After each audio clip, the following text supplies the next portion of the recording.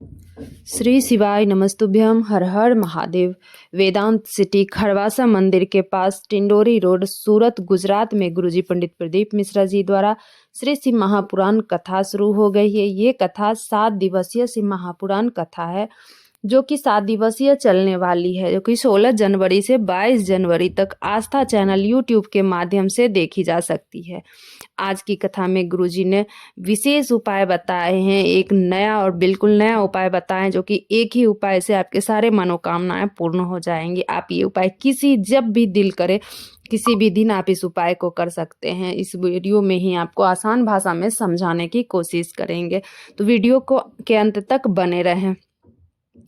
आज चौथे दिन की कथा में गुरुजी कुल पत्र उपयोगी सहित 16 उपयोगी जानकारियां दी हैं। सभी की जानकारियां आपको इसी छोटी सी वीडियो के माध्यम से प्राप्त होने वाली है।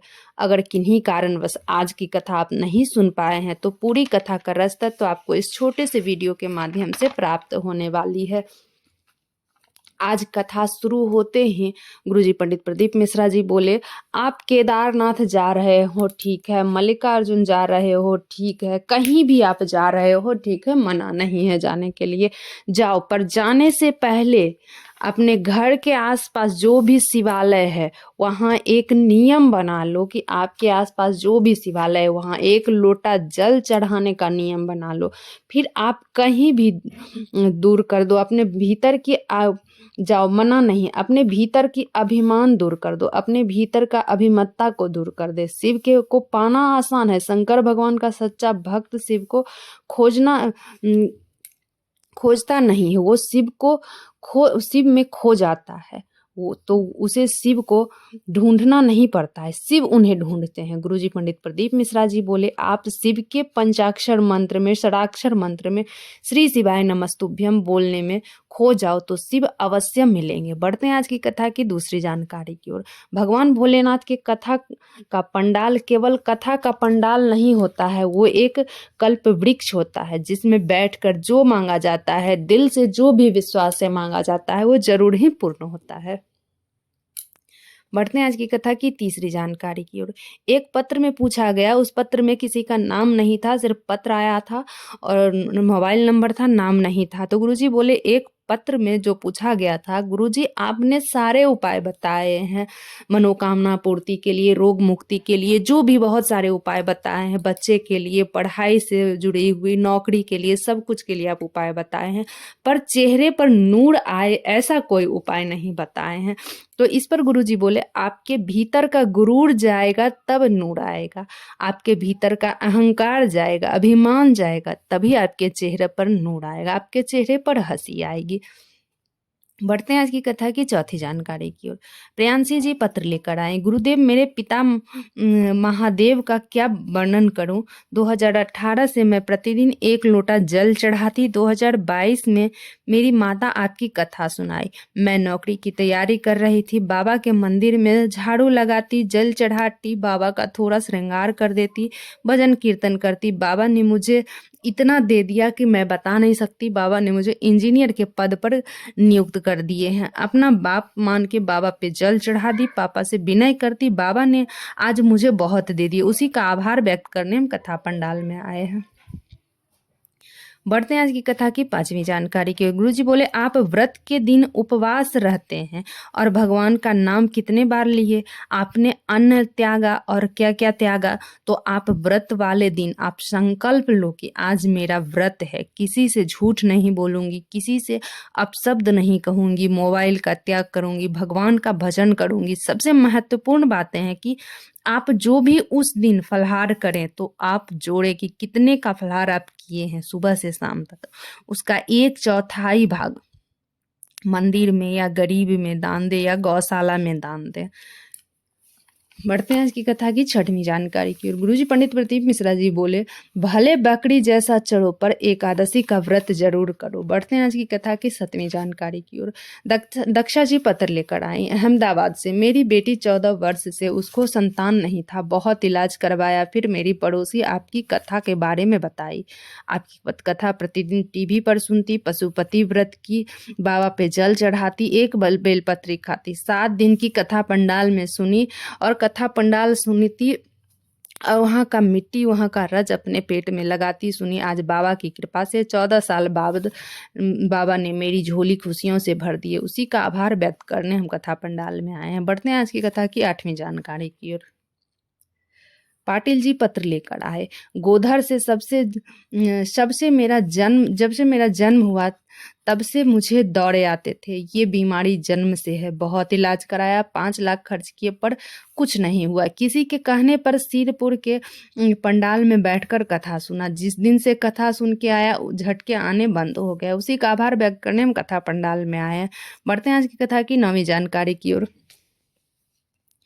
शिव पुराण की कथा कहती है, भूखे रहने से भगवान की प्राप्ति नहीं होती है। भगवान को पाने की भूख होने से भगवान मिलते हैं। बढ़ते हैं आज की कथा की 10वीं जानकारी की ओर। एक पत्र आया बड़ौदा से। हम बड़ौदा के कथा पंडाल में बाबा से केवल मांगे थे, बाबा मैं किराए की मकान में रहती हूँ, बाबा मुझे अपना मकान दे दो। आज बाबा ने मुझे 2 मंजिला मकान दे दिए हैं। उसी का आभार व्यक्त करने हम कथा पंडाल में आए। बढ़ते हैं आज की 11वीं जानकारी की। नैनेश जी पत्र लेकर आए। एक लोटे जल का मैं क्या वर्णन करूं गुरुदेव। पिताजी का ब्रेन हेमरेज हुआ, याददाश्त चली गई। डॉक्टर बोला याददाश्त अब वापस नहीं आएगा। तब मैं बाबा पे चढ़ा जल पिलाते उनका याददाश्त आ गया। फिर पापा जी को गठान हो गई, डॉक्टर कैंसर बता दिया। फिर मैं बाबा पे जल चढ़ाता, जल पापा को पिलाता, आज पापा की रिपोर्ट नॉर्मल आ गया। उसी का आभार व्यक्त करने हम कथा पंडाल में आए हैं। बढ़ते हैं आज की कथा की 12वीं जानकारी की ओर। गीता जी पत्र लेकर आए सूरत से। गुरुजी बाबा का मैं क्या गुणगान करूं। मेरी बेटी 7 वर्ष की है, बोल नहीं पाती थी।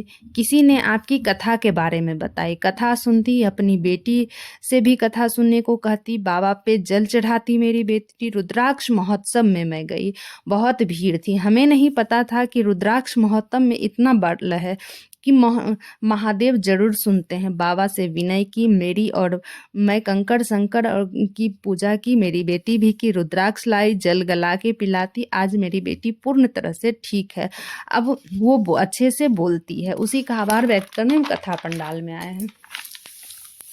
बढ़ते हैं आज की कथा की 13वीं जानकारी की।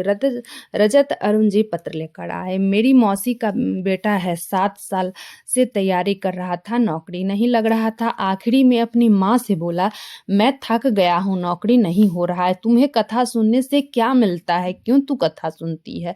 तब माँ बोली, तू एक बार जरूर कथा सुन। संभाजी में कथा हुई, माँ सुनी पर बेटा नहीं सुना। फिर भोपाल में कथा हुई, भोपाल में कथा हुई तो बेटा भी गया, माँ भी गई, कंकड़ शंकर की पूजा की। या आखिरी में सीहोर जाके कथा सुना। एक कथा सुनने से उसका नौकरी लग गया। उसी का आभार व्यक्त करने हम कथा पंडाल में आए। बढ़ते हैं आज की कथा की 14वीं जानकारी की ओर। शिव जी को प्राप्त करने का सबसे आसान तरीका है पार्थिव शिवलिंग का निर्माण कर पूजा करना। गुरु जी ये भी उपाय बताएं। शिव जी को अगर आपको पाना है तो उसके लिए सबसे आसान तरीका है, जिंदगी में एक बार जरूर पार्थिव शिवलिंग का निर्माण करें। तो पार्थिव शिवलिंग का निर्माण करने से आपको शिव जी की जरूर प्राप्ति होगी। बढ़ते हैं आज की कथा की 15वीं जानकारी को। आप अपनी बेटी के विवाह में धन दौलत देना जरूरी नहीं है, सब भाग्य से मिल जाएगा, पर संस्कार अच्छे जरूर दे के भेजे। संस्कार किस्मत से नहीं, माँ बाप से मिलते हैं। बढ़ते हैं आज की कथा की 16वीं जानकारी की ओर। और आगामी जो कथा है, आगामी कथा की जानकारियां गुरु जी दिए हैं। 24 से 30 जनवरी तक साकड़ी धुलिया में कथा होने वाली है। 1 फरवरी से 7 फरवरी साकड़ी में छत्तीसगढ़ में कथा होने वाली है। गुरुजी की जो अगली कथा है 10 फरवरी से 16 फरवरी तक प्रयागराज में है। फिर 17 से 23 फरवरी, 17 मार्च से 23 मार्च सिरसा हरियाणा में है। 17 फरवरी से 23 फरवरी तक सिरसा हरियाणा में है। फिर अगली जो कथा है 25 फरवरी से 3 मार्च तक कुबरेश्वर धाम में रुद्राक्ष महोत्सव है। गुरुजी विशेष बताए हैं सबके लिए, आप रुद्राक्ष महोत्सव में जरूर सब लोग पधारे।